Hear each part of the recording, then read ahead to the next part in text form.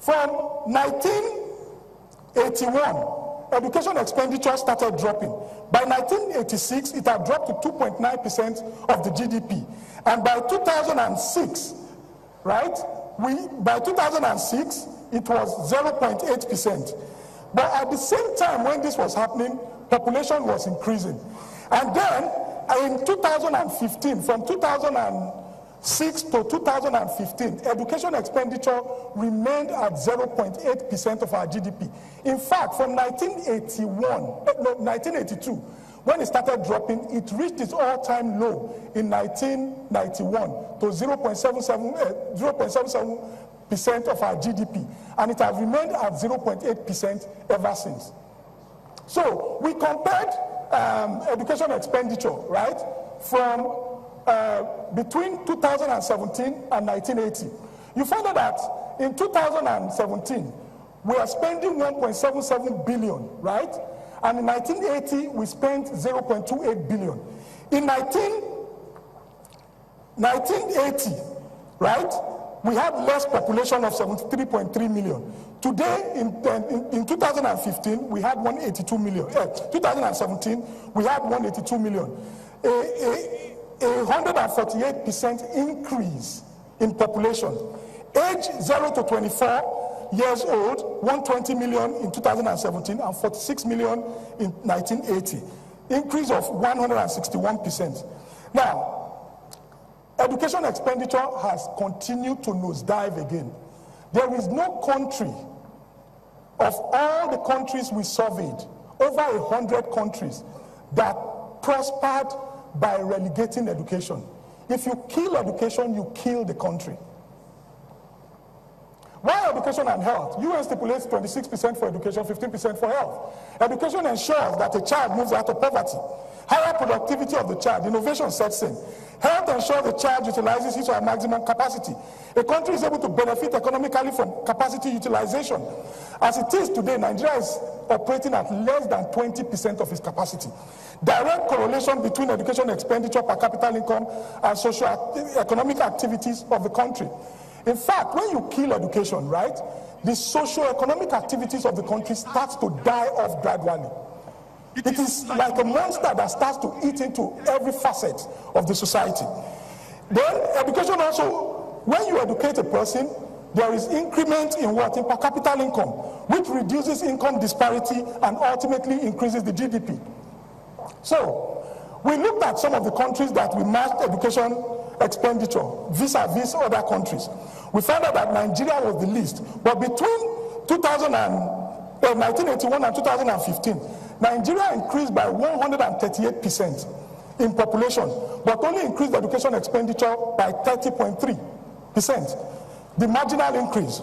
But if you look at countries like Brazil that have increased by 68%, they've increased education expenditure by 750%. We go to countries like Egypt, they've increased education expenditure, marginal increase by 1,893. South Africa, 336. Thailand, 2,189. Indonesia, 2,380. And Malaysia, 1,196. So these are countries we were ahead of in the 70s and the 80s, both in education expenditure and in per capita income. But we dropped, they continued. And today they are ahead of us. And that's why you see the Asian countries prospering today. So, you look at the graph, this was how it was. If you look at 1981, you find out that we were ahead of Thailand, and then the same thing with Indonesia. You look at the graph, in 1981, we were ahead of them. But the interesting thing is that while we reduced education expenditure for 30 years, right? The graph I showed earlier, education expenditure did not increase in 30 years. We reached a peak period in 1981 of 3 billion. We didn't go back to 3 billion until 2011. So this shows our population vis-a-vis the countries that we surveyed. You find out that most of these countries are less populated than Nigeria. But this is their education expenditure. You see, Nigeria is at the extreme on the left, right? And the other countries, these are their education expenditure over time. And then we removed the OECD countries, right?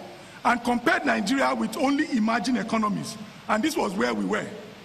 So we've seen that. The next thing that happens is per capita income falls, right? The same thing. Why does per capita income falls when you reduce education expenditure? When people get educated, right, they are able to earn more. When you give people the right skills, they are able to earn more. Their worth increases.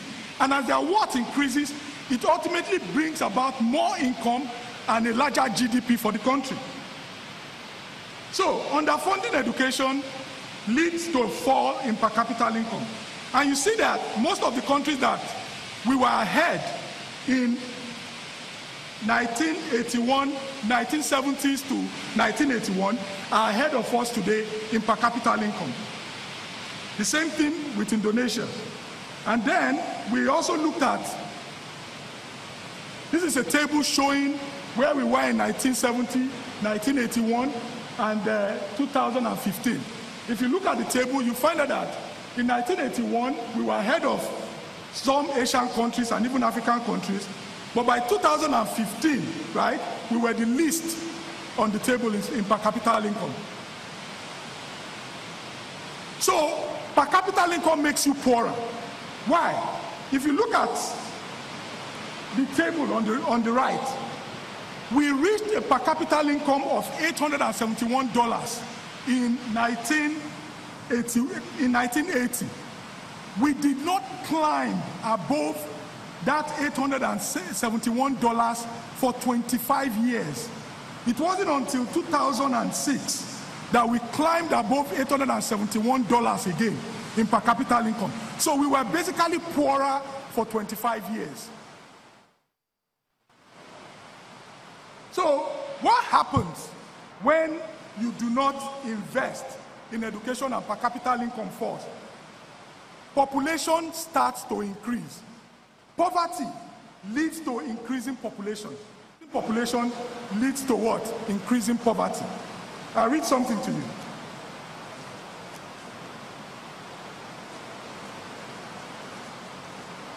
Increasing prosperity caused people to want smaller families because there was less need for children to work in the fields or support parents in their old age. Once that happened, birth rates went down. Modern contraceptives helped reduce population more easily and quickly. So women that can't afford the use of contraceptives or are not educated about it will find themselves having more kids. Children were the only protection poor people had, and contraceptives were not needed for them. And families' earnings dropped as per capita income dropped. Families tend to tilt towards making a choice between educating the male child as against the female child. Hence, the female child is given out early in marriage to offload financial burden from family, thereby increasing her fertility rate. Education, what education does is it delays marriage.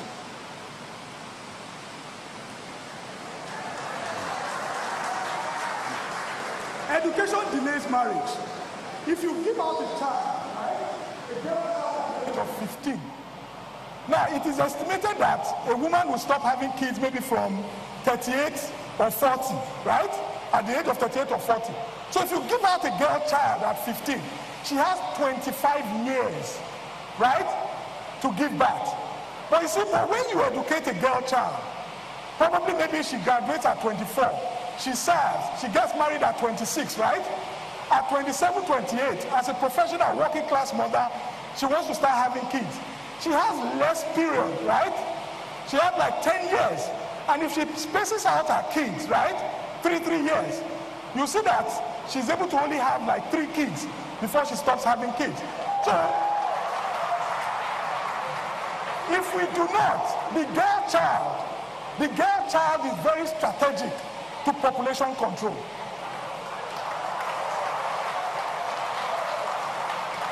And then, when you educated women, you find out that their kids, they have the tendency to also be educated. If a woman is educated, her offspring, right, the girl child too, will always strive to also be educated. So if you do not educate the girl child, be sure that you are raising more illiterates.